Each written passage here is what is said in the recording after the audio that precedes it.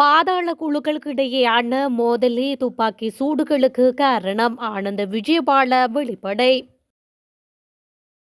எரிபொருளுக்காக அமெரிக்காவை நாடும் இலங்கை.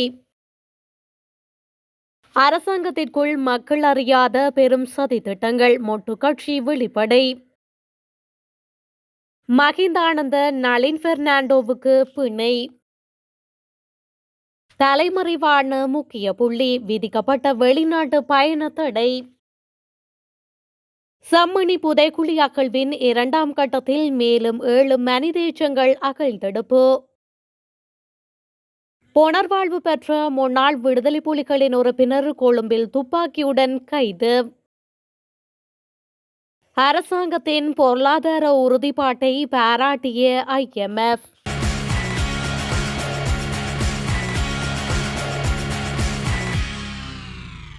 விடுதலை புலிகள் இயக்கத்தில் இருந்து பின்னர் இராணுவத்தினரால் புனர்வாழ்வளிக்கப்பட்ட இளைஞர் ஒருவர் சற்று முன்னர் கொழும்பில் துப்பாக்கியுடன் கைது செய்யப்பட்டுள்ளார். விடுதலை புலிகள் இயக்கத்தின் முன்னாள் உறுப்பினரான ரமேஷ் என்பவரே இவ்வாறு கைது செய்யப்பட்டுள்ளார். கிரிபத்கொடை புதிய வீதியில் வைத்து பேலியகொடை காவல்துறையினர் சந்தேகத்தின் பேரில் அவரை கைது செய்துள்ளனர். அவரிடமிருந்து T56 ரக துப்பாக்கி ஒன்றும் கைப்பற்றப்பட்டுள்ளது. குற்றச்செயல் ஒன்றை மேற்கொள்ளும் நோக்குடன் குறித்த நபர் துப்பாக்கியொன்றை தம்பசம் வைத்திருந்ததாக காவல்துறையினரிடம் தெரிவித்துள்ளார். மேலதிக விசாரணைகளை பேலியகொடை காவல்துறையினர் முன்னெடுத்துள்ளமையும் குறிப்பிடத்தக்கது. விளக்கமறியலில் வைக்கப்பட்டிருந்த முன்னாள் விளையாட்டுத்துறை அமைச்சர் மகிந்தானந்த அழுத்கமகே மற்றும் சதோச நிறுவனத்தின் முன்னாள் தலைவர் முன்னாள் வர்த்தக அமைச்சருமான நளின் பெர்னாண்டோ ஆகியோருக்கு எதிராக இன்று தாக்கல் செய்யப்பட்ட வழக்கில் பிணை வழங்க நீதிமன்றம் உத்தரவு பிறப்பித்துள்ளது. சதோச ஊடாக 14,000 கேரம் மற்றும் தாம் பலகைகளை கொள்வனவு செய்தமை தொடர்பான மோசடி வழக்கில் விளக்கமறியலில் வைக்கப்பட்டிருந்த நிலையில் மகிந்தானந்த அழுத்கமகே நளின் பெர்னாண்டோ மற்றும் விளையாட்டுத்துறை அமைச்சின் முன்னாள் செயலாளர் ஓய்வு பெற்ற இராணுவ மேஜர் ஜெனரல் நந்த மெல்லவராராய்ச்சி ஆகியோருக்கு பிணை வழங்கப்பட்டுள்ளது. அரசியல் ஆதாயம் பெறும் நோக்கில் விளையாட்டு சங்கங்களுக்கு விநியோகித்ததன் மூலம் பொது சொத்து சட்டத்தின் கீழ் குற்றம் செய்ததாக குறித்த மூவருக்கும் இன்று கொழும்பு மேல் நீதிமன்றத்தில் குற்றப்பத்திரிகை தாக்கல் செய்யப்பட்டது. இதனை விசாரணைக்கு எடுத்துக்கொண்ட மேல் நீதிமன்ற நீதிபதி மஞ்சுள திலகரத்ன பிரதிவாதிகள் மூவரையும் பிணையில் செல்ல அனுமதிக்குமாறு உத்தரவு பிறப்பித்தார்.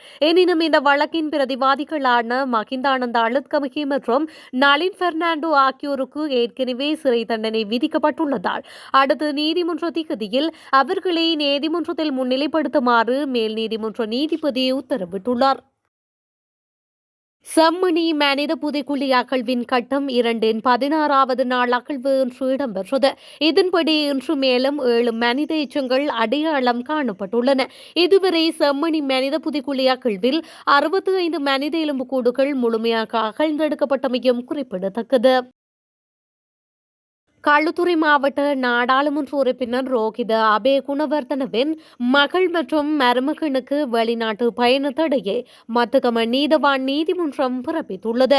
நேற்று முன்தினம் களுத்துறை மாவட்ட ஐக்கிய மக்கள் சக்தியின் நாடாளுமன்ற உறுப்பினர் ஜகத் விதானவின் புதல்வர் ரசிக விதான மோசடியாக இறக்குமதி செய்யப்பட்ட வாகனம் ஒன்றை தன்வசம் வைத்திருந்த குற்றச்சாட்டில் கைது செய்யப்பட்டிருந்தார். சட்டவிரோதமாக இறக்குமதி செய்யப்பட்ட வாகனம் ஒன்றை மோசடியான முறையில் மோட்டார் போக்குவரத்து திணைக்களத்தில் பதிவு செய்து பயன்படுத்துவதாக குறிப்பிட்டு பாணந்துறை வலான மோசடி தடுப்பு போலீசார் அவரை கைது செய்திருந்தனர். இதுகுறித்த ஆதாரங்களையும் மெலனி அபே குணவர்த்தனவிடம் இருந்து வாகனத்தை கொள்வனவு செய்து பணம் செலுத்திய சந்தர்ப்பத்தில் எடுக்கப்பட்ட புகைப்படத்தையும் நாடாளுமன்ற உறுப்பினர் ஜகத் விதான போலீசாரிடம் சமர்ப்பித்துள்ளார்.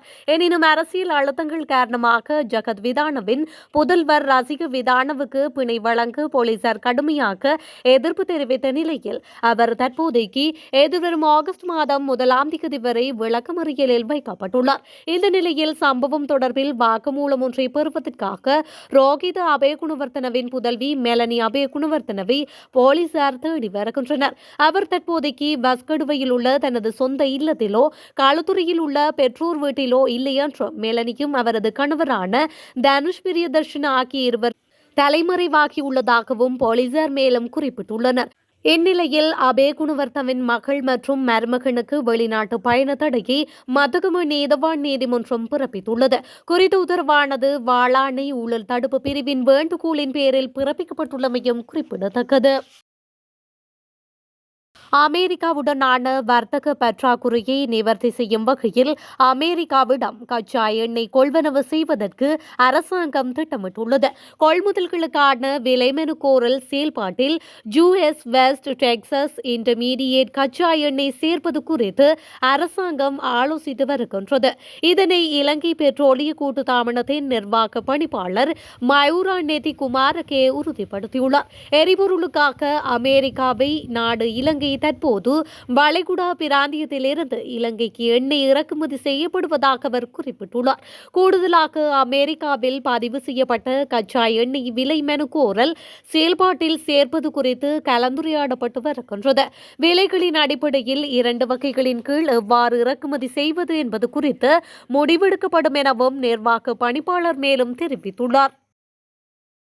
மக்களுக்கு தெரியவராத பல சதி திட்டங்கள் அரசாங்கத்தின் உள்ளே நடந்து வருவதாக மொட்டு கட்சியின் முன்னாள் நாடாளுமன்ற உறுப்பினர் சஞ்சீவ எதிரிமான தெரிவித்துள்ளார். குறித்த திட்டங்கள் தற்பொழுது வெளித்தோற்றத்திற்கு தெரியவில்லை என்றும் அவர் எச்சரிக்கை விடுத்துள்ளார். சஞ்சீவ எதிரிமான நேற்று கொழும்பில் நடந்த நிகழ்வொன்றில் இதனை தெரிவித்துள்ளார். இதன்போது அவர் மேலும் கூறியதாவது: மக்கள் விடுதலை முன்னணி தேசிய மக்கள் சக்தியை புறந்தள்ளிவிட்ட நாட்டில் பெரும்பான்மையான ஒரு அரசியல் இயக்கத்தை உருவாக்க வேண்டும் என்ற சிந்தனையில் செயல்படுகின்றது. நாட்டில் நடக்கும் சில நிகழ்வுகளை வைத்து நோக்கினால் அரசாங்கத்தில் உள்வீட்டு சலசலப்புகள் அதிகம் இருப்பதாகவும் அவை காலம் செல்ல செல்ல மெதுவாக வெளிவரும். ஜனாதிபதியின் முகம் பொலிவிழந்து காணப்படுகின்றது. எதிர்க்கட்சியில் இருக்கும் போதிருந்த உற்சாகம் குறைந்துவிட்டது. சிறிது காலத்தில் அரசாங்கம் கவிழ்ந்துவிடும் என்றும் அவர் மேலும் குறிப்பிட்டுள்ளார். தெற்கில் பாதாள குழுக்களுக்கிடையிலான மோதல்களே தொடர்ச்சியான துப்பாக்கி பிரயோகங்களுக்கு அடிப்படை காரணமாக அமைகின்றது என்று பொதுமக்கள் பாதுகாப்பு மற்றும் நாடாளுமன்ற அலுவல்கள் அமைச்சர் ஆனந்த விஜயபாட தெரிவித்துள்ளார்.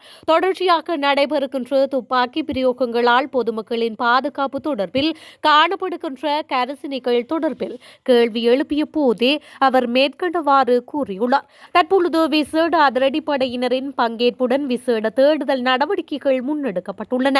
அத்துடன் சட்டவிரோதமான ஆயுதங்கள் உள்ளிட்டவற்றை மீட்கும் செயற்பாடுகளும் முன்னெடுக்கப்பட்டு வருகின்றன. இதனை விடவும் நாட்டுக்கு வெளியில் இருந்து பாதாள குழுக்களை இயக்குகின்றவர்கள் மற்றும் உள்நாட்டு குற்றங்களுடன் தொடர்புடையவர்களை கைது செய்வதற்கும் ராஜதந்திர மட்டத்தில் பேச்சுக்கள் முன்னெடுக்கப்பட்டுள்ளன. அதனைத் தொடர்ந்து விசேட குழுக்கள் குறித்த நாடுகளுக்கு அனுப்பி வைப்பதற்கும் தீர்மானிக்கப்பட்டுள்ளது. பொதுமக்களின் பாதுகாப்பே மிகவும் முக்கியமான விடயம் என்று அவர் மேலும் தெரிவித்துள்ளார். அரசாங்கத்தின் பொருளாதார உறுதிப்பாடு தொடர்பில் சர்வதேச நாணய நிதிய பிரதிநிதிகள் குழு பாராட்டுக்களை தெரிவித்துள்ளனர். சர்வதேச நாணய நிதியத்திற்கும் இலங்கைக்கும் இடையிலான நீட்டிக்கப்பட்ட கடன் வசதி தொடர்பான எதிர்கால முன்னெடுப்புகள் குறித்து ஆராய்வதற்கான விசேட சந்திப்பொன்று இன்று இடம்பெற்றுள்ளது. சர்வதேச நாணய நிதியத்தின் பிரதிநிதிகளுக்கும் ஸ்ரீலங்கா அதிபருக்கும் இடையில் இன்று காலை ஜனாதிபதி அலுவலகத்தில் குறித்த சந்திப்பு இடம்பெற்றுள்ளது.